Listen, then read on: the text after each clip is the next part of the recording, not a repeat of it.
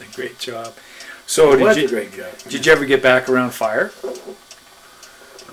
Not really, no. So how long did you do the aviation for Fish Wildlife? Well, I was in the department 29 years, and I started flying, like I said, when I was even on probationary warden. My first warden captain was named Gene Sherman, and Gene had a Super Cub up there that belonged to the department. And he said, Doug, he says, I've been counting antelope long enough. He says, why don't you do that for me? I said, oh, okay, Gene. So well, you know, everybody talks about how hard it is to fly in the mountains of Montana. What do you think about that? Well, mountains are not hard to fly in, except when the wind blows.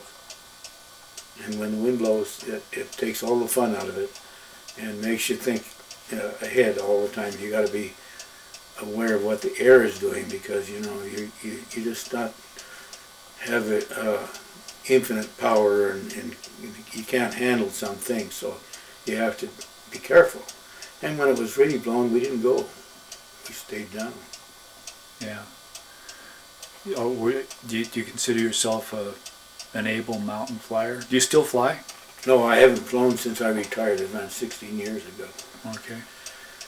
And people say, well, don't you miss it? And I said, well, I kind of miss what I used to do, and what I used to see, and the animals I worked with, and the biologists I worked with. But as far as missing controlling an airplane or a helicopter, no, I don't miss that. I mean, would you miss driving your car? You just use it to get someplace, and you don't really think about it. Yeah. Well, looking back now, I mean, obviously it was important in your life to have 1/6 share in an airplane with 3 other smoke jumpers and you could use the airplane a lot. That got you going in aviation. But even before that, I mean, have you had a chance to think about those 7 years as a smoke jumper, what you got out of it? I mean, what happened in your life because of it, or your character, or any thoughts on that? How it affected my character, I don't know if it did. It was like being, particularly down in New Mexico. Those 2 years down there, and I took a crew to Fairbanks one year, and I don't know, it's just like a big family. It all seemed like things happen. It fit. You felt like it fit you, and you fit the job, but you don't remember it having. Like, would your life have been different in any way if you hadn't done that, or? Well, I can't answer that. I don't know. Yeah.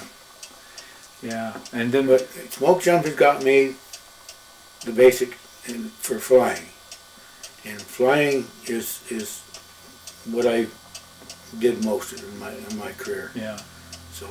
And then those 7 years, do you remember any characters that stand out? Any particular people that are big in your memory from that experience? Yeah, there's, you know, and you want me to start naming names? Well, yeah, and maybe just some names and why they figured prominently in your memory. Oh, it was Albert Kramer. And now, who is he? I've never heard of him. Who is Albert Kramer? You've never heard of Albert Kramer? Well, he was a foreman in Missoula. I can't believe you never heard of him. Maybe I knew him by a different name. Was he blonde haired?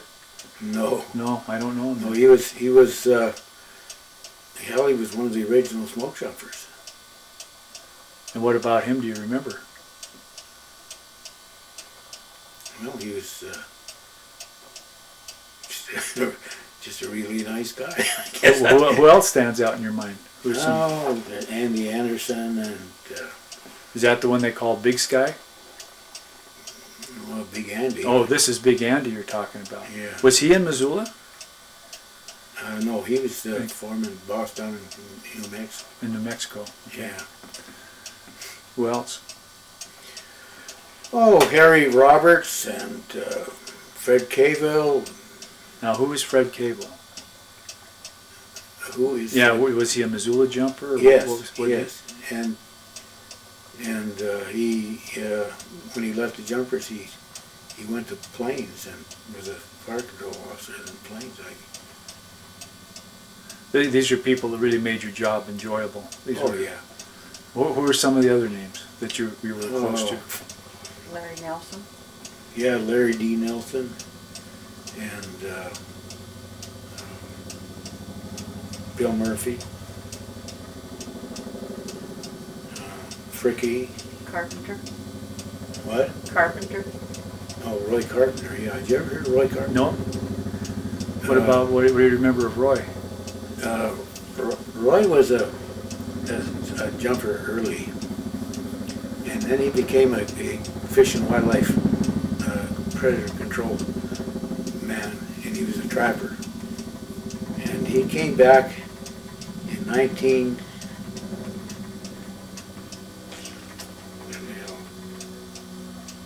He came back to the jumpers. Anyway, he was a real character, an old timer, and he jumped again. Then he went back to Alaska, became a trapper up there. But yeah, you haven't heard of Carpenter? No, a couple of them I've heard of, but then I only jumped for 2 years. And what about? I mean, you were close to the Johnson Flying Service pilots too. I Yes, guess. yeah. So what do you remember of those folks? Oh well, there was Cookie Calloway. That he used to fly the DC-2, which was a unique airplane. Because I don't know how many they made, but anyway, Johnson's had one, and it was a scaled down DC-3.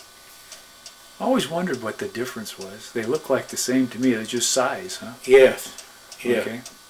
It was. I think that we used to put 12 jumpers in the tube and 16 in the DC-3. So Okay. that was give you an idea.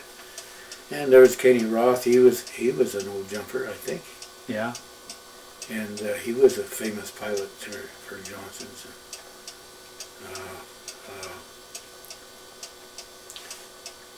The guy with the arm, Dean Logan. He was a character pilot for Johnson. He flew the Twin Beaches and the Curtiss Wright Travelers, and he had a gimpy arm.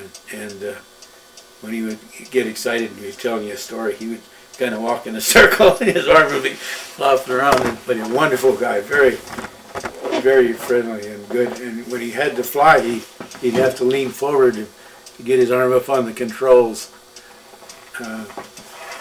Would they have just one pilot in each one of those aircraft, or would there be two? Well, when they flew the DC-3s, they used to have two.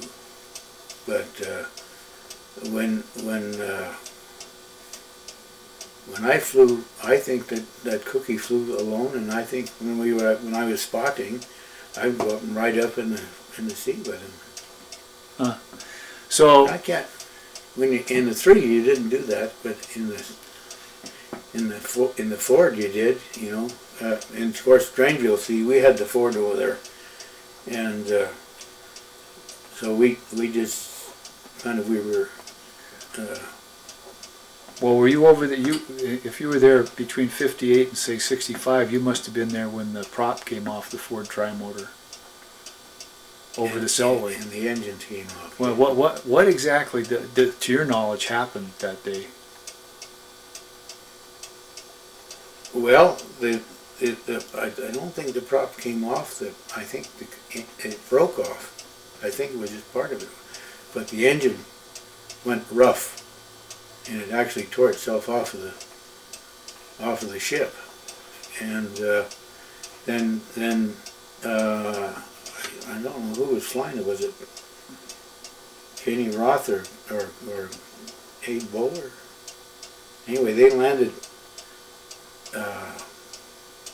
west of town, on the fourth strip over there. In Grangeville? West of Grangeville, yeah. Did they have a load of jumpers when that incident happened? Yes, and it was such a spectacular occurrence. The spotter, I'm trying to remember who was spotting. Anyway, he turned around to tell the jumpers to jump, and they were all gone. Smart people. And just when the last jumper went off, the engine came off, Oh wow, they got out in time. and the Ranger's kid was out at Elk City, I guess it was, and he run into the office and he said, Daddy, the jumpers are jumping and the last jumper's chute didn't open. And it caused a little bit of Oh yeah, that was the engine, I take that was it. the engine. Oh yeah. So those people that jumped out of there, they were at altitude. They weren't in a jump run. So were they No, scattered? they were going to the fire. Were they scattered everywhere? Or what was the story on the Oh, people? I don't. You don't know. No, they weren't scattered very far. Yeah, yeah. It was like a 6-man stick. What? Now, you talked about being a spotter. Now, did that come with being a squad leader? Yes. Okay, so that was part of a squad leader's responsibilities. Okay, now tell me